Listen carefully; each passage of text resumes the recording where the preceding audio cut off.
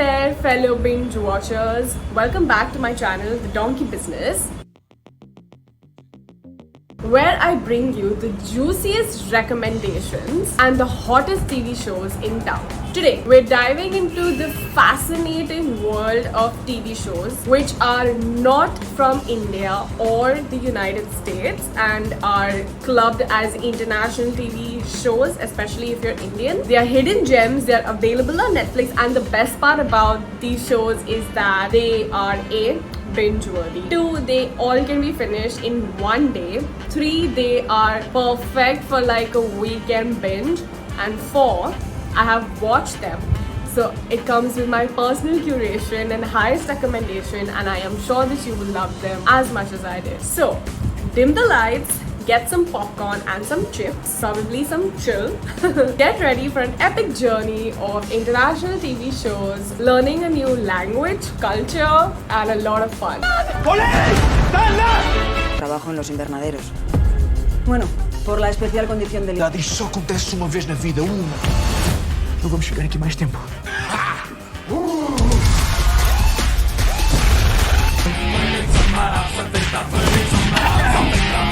So the first show that I want to talk to you guys about is called King of Stonks. It's a German limited television series directed by Jan Boni, Facundo Scalariandi and Isabella Schuba. I am 100% sure that I'm pronouncing the names very wrong, but this is my pronunciation. It's available on Netflix and it's a 6-episode series with 82% on Rotten Tomatoes. I follow Rotten Tomatoes more than Imdb, and every episode is about 40 to 50 minutes, so it is highly bingeable in a day. The show is based on true events about a financial scam of the company Wirecard. The story is both bursting with absurdity and is shockingly authentic, showing the journey of a company to toxic masculinity with power-obsessed, egocentric at the helm. The show is pretty well made and the acting and moments are captured very well. It's always like a learning and growing process when you're watching shows based on true events, because I had no knowledge about Wirecard and what must have gone down, and now I kind of understand almost everything and I can have a conversation about Wirecard with people. So that is something I love when I'm watching something that is based on true events. Perhaps King of Stonks could be a movie instead of a show, because getting to the point and taking 6 episodes for that was a bit too much for me personally.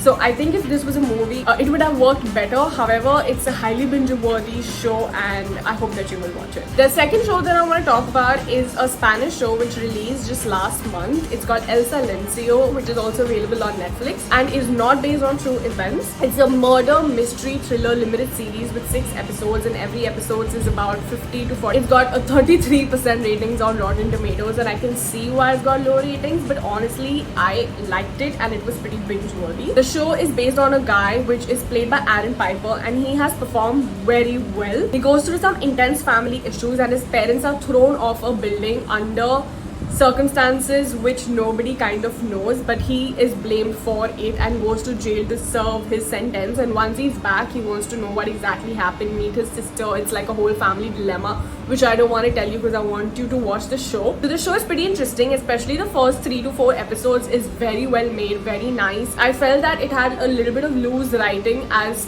time passed by. If you have watched the show, then let's discuss this. If you haven't watched the show, then spoiler alert, please beware. I want to know what happened in the end.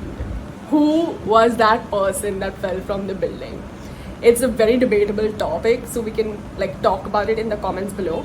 But if you haven't watched the show, please come back later. The third series that I want to talk about is called Anxious People, which is also a limited series available on Netflix and comes from Sweden. It's also a 6-episode series and every episode is about 30 to 40 minutes. It's about a hostage situation that takes place in a building and the cops are trying to solve it, and with every episode they show the perception of every character involved in that hostage situation. So that is a very interesting thing that they are showing in every episode. It is something new that you want to watch, and when you are listening to these perceptions, you're coming up with perceptions as well. So it kind of creates a lot of inquisitivity as a viewer when you're watching a show like that, and I really like the idea. The show is pretty cool and fresh. The writing is nice and acting is natural. Like it's well acted. I highly recommend it, and it has an 87% rating on Rotten Tomatoes, so I'm sure that you will love it. The next show that I want to talk about is actually buzzing around the world these days. It's in top 10 on Netflix around the world, not in India. It's from Portugal, and honestly, like, I have never watched something good from Portugal because I don't think that they're very good in cinema. However, I was very excited. Dawn of the Tide, which is the English name of the show, was doing well. This show is basically based on true events about a fisherman who is in a ship full of cocaine and lands up in Azurate, which is a village of Rabo de Pei, if that's how you pronounce it. A man from Rabo gets his hands on the cocaine and tries to make money out of it. He gets involved in really scary situations with the underworld and the people who actually own the cocaine. They are like running behind him to get what they own, but he is on a mission to like make money out of it and happier and lead a better life. Cast of the show is really good. All the leads are almost freshers and have done a good justice to the characters. However, I found the show a bit boring in the middle, but it was interesting, so it kept me hooked. The show has kind of an open ending which gave hints for season 2, but I don't think that season 2 should be made. I think season 1 is enough. My favorite character in the show, let me know if it's yours too. My favorite character in the show is Sylvia's dad. I think he was great. His character name is Arturo or Aruto, something like that. He was a very good actor. I think the casting of the show is one of my favorite parts, and the direction is also very fresh and nice. I, as a viewer, learned a lot of things. If I ever make a film, I'm going to use a few things from that show as well. So I really liked it, and I highly recommend it.